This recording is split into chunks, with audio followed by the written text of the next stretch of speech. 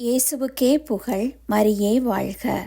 மரியன்னையின் இறுதி நாட்களுக்கான தீர்க்க தரிசனங்கள் காணொலி லாஃப்ரடைஸ் காட்சிகள் பாகம் 21.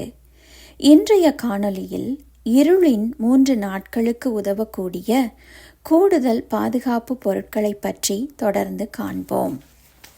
முதலாமானது புனித பெனடிக்ட் பதக்கம். பஞ்சத்தின் போது விசுவாசிகளின் வயல்களை எவ்வாறு காப்பாற்றுவது என்று தனக்கு தெரியும் என்று நம் தேவ அன்னை மேரி ஜூலியிடம் கூறினார்.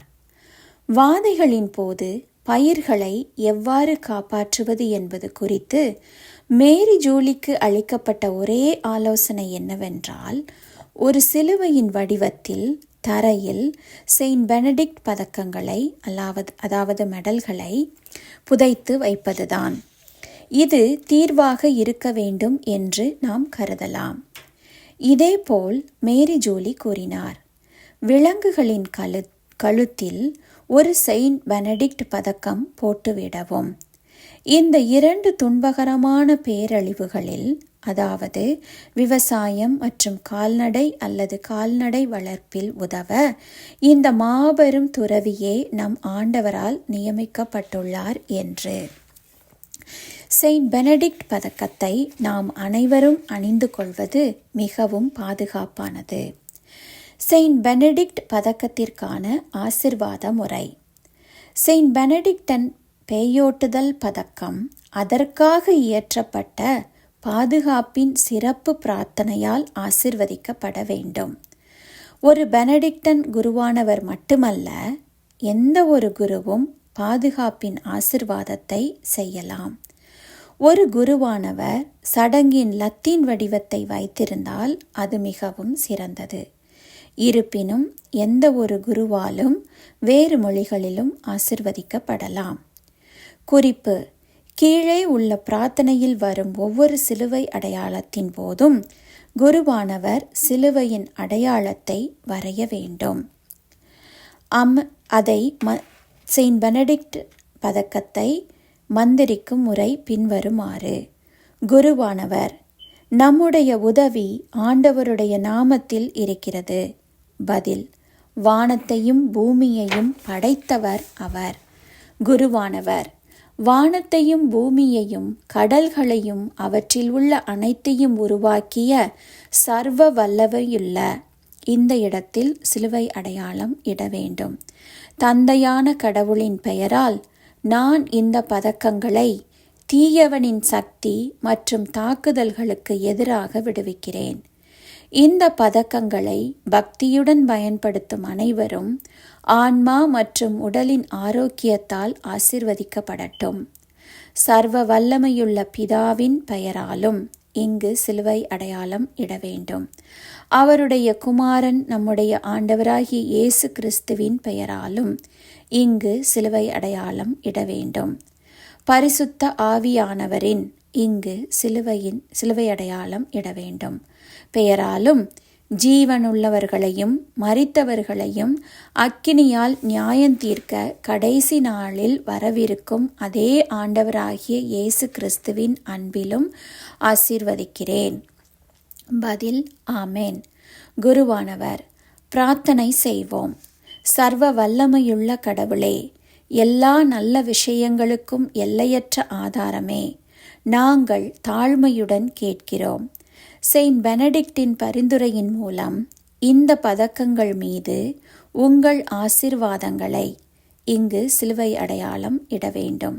ஊற்றவும். நல்ல செயல்களை செய்ய பக்தியுடனும் ஆர்வத்துடனும் அவற்றை பயன்படுத்துபவர்கள் ஆன்மா மற்றும் உடலின் ஆரோக்கியம், புனிதமாக வாழ்வதற்குரிய கருணை மற்றும் பாவத்தின் காரணமாக தற்காலிக தண்டனையிலிருந்து நிவாரணம் ஆகியவற்றால் ஆசீர்வதிக்கப்படட்டும்.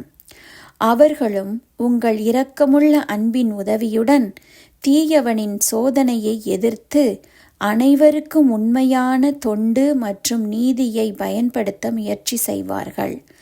இதனால் ஒரு நாள் அவர்கள் உம் பார்வையில் பாவமற்றவர்களாகவும் புனிதமாகவும் தோன்றலாம். நம்முடைய ஆண்டவராகிய இயேசு கிறிஸ்து மூலமாய் இதை கேட்கிறோம். பதில்: ஆமென். பதக்கங்கள் பின்னர் புனித நீரால் குருவால் தெளிக்கப்பட வேண்டும். இரண்டாவது பொருள்: மன்னிப்பின் சிலுவை, இரட்சிப்பின் சிலுவை, பரிசுத்த பாதுகாப்பின் சிலுவை, கொள்ளை நோயை அமைதிப்படுத்தும் சிலுவை. எனது ஆண் மற்றும் பெண் ஊழியர்களும் சிறு குழந்தைகளும் கூட சிலுவையை அணிய வேண்டும் என்று நான் விரும்புகிறேன். இந்த சிலுவை சிறியதாக இருக்கும் மற்றும் அதன் நடுவில் ஒரு சிறிய வெள்ளை சுடர் தோற்றத்தை தாங்கும். இந்த சுடர் அவர்கள் ஒளியின் மகன்கள் மற்றும் மகள்கள் என்பதை குறிக்கும். என் சிறிய அன்பான நண்பர்களே, முடிவற்ற மகிழ்ச்சியை இழந்த பல ஆன்மாக்களின் எண்ணத்தில் நான் என்ன அனுபவித்தேன் என்பதை பற்றிய ஒரு யோசனையை உங்களுக்கு வழங்குவதே இது. என் சிறிய அன்பான நண்பர்களே, இந்த கடந்த நாட்கள் இவ்வளவு தீமைகளை விட்டு சென்றுள்ளன. ஆனால் இன்னும் வராதவை இன்னும் பயங்கரமாக இருக்கும். ஏனென்றால் தீமை ஒரு பயங்கரமான தீவிரத்தை எடுக்கும். மேலும் விரைவில் அதிக அளவீடுகளுடன் விரிவடையும். என் சிறிய அன்பான நண்பர்களே, பெரிய அல்லது சிறிய அனைத்து வகையான தீமைகளிலிருந்தும் உங்களை பாதுகாக்கும் எனது ஆராதனைக்குரிய சிலுவையை நீங்கள் சுமந்து செல்வீர்கள். பின்னர் நான் அவர்களை ஆசீர்வதிப்பேன். முதலாவதாக, இந்த சிறப்பு சிலுவை மன்னிப்பின் சிலுவை என்ற பெயரை அணியும். இரண்டாவதாக, இது இரட்சிப்பின் சிலுவை என்ற பெயரை அணியும். மூன்றாவதாக, இது பரிசுத்த பாதுகாப்பின் சிலுவை என்ற பெயரை அணியும். நான்காவதாக, இது கொள்ளை நோயை அமைதிப்படுத்தும் சிலுவை என்ற பெயரை அணியும். ஐந்தாவதாக, இது பின்வரும் பிரார்த்தனையை அணியும். அது: ஓ கடவுளே, சிலுவையில் அறையப்பட்ட இரட்சகரே, என் சகோதரர்களின் இரட்சிப்புக்காக அன்பு, நம்பிக்கை, தைரியத்தினால் என்னை எரியச் செய்யுங்கள் என்பதாகும். இது நம் ஆண்டவராகிய இயேசு கிறிஸ்துவால் 20 ஜூலை 1882 அன்று மேரி ஜூலிக்கு வழங்கப்பட்டது. மன்னிப்பின் சிலுவையின் வாக்குறுதிகள். என் சிறிய குழந்தைகளே, துன்பத்தில் இருக்கும் அனைத்து ஆன்மாக்களுக்கும், துன்பத்தால் பாதிக்கப்பட்டவர்கள், அதை முத்தமிடும் அனைவருக்கும் என் மன்னிப்பு கிடைக்கும்.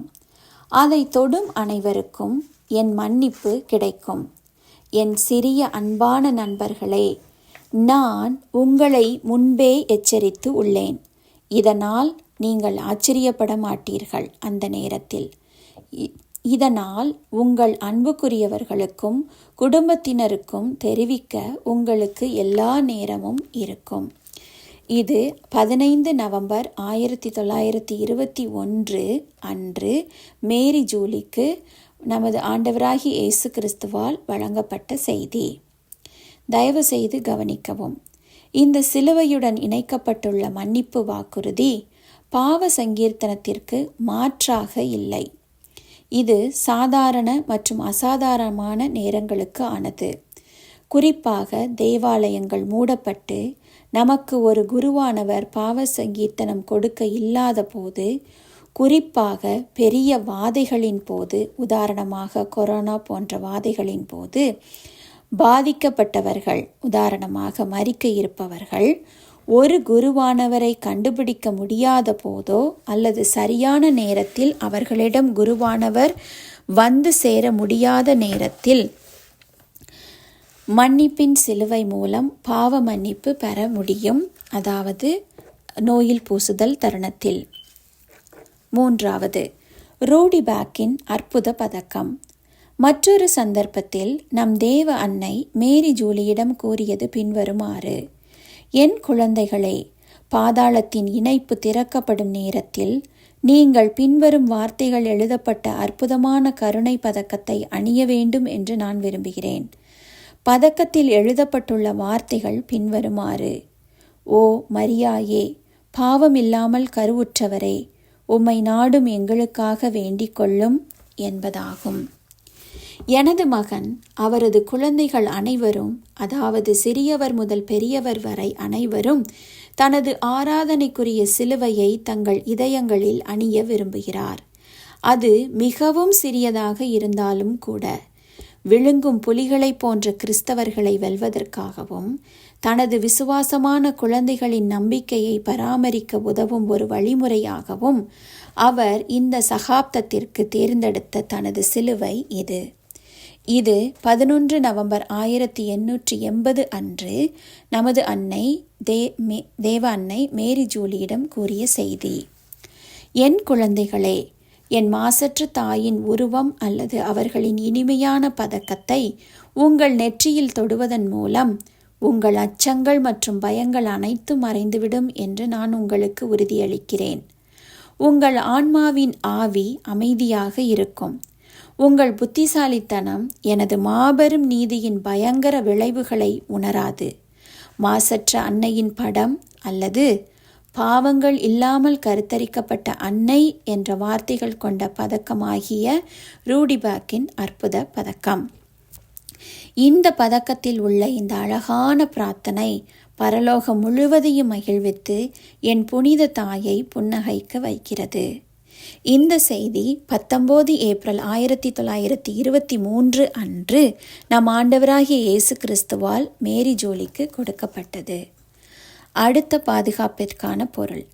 திரு இருதயத்தின் பதக்கம் என்று அழைக்கப்படும் கார்மேல் மலையின் உத்தரியம். பதக்கம் ஒருபுறம் இயேசுவின் திரு இருதய படத்தையும் மறுபுறம் கார்மேல் அன்னை திரு உருவப்படத்தையும் கொண்டிருக்கும்.